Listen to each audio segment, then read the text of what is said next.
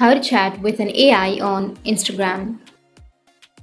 So if you want to chat with an AI on Instagram, then what you need to do is first open up your Instagram application and go with the DM option, which is on the upper right, and again go with the upper right, which has that pencil shaped icon.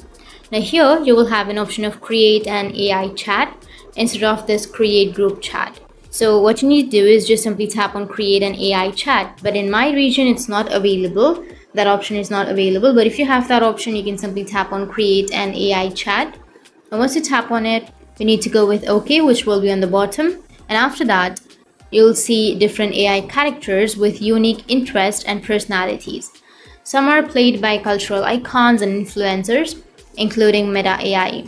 You can simply tap on whom you want to talk to or chat with, and you can send any messages related to him or her. And you can also use the samples, which will be on the bottom of your chats, and then you'll be able to chat with your AI. But in my region, the AI update has not been available yet. But if it's available in your region, you can simply go with the update under your Play Store or your App Store on your Instagram, and then you'll have that feature. So that's how you can chat with an AI on Instagram. And if you have any questions, feel free to comment below. Thanks for watching.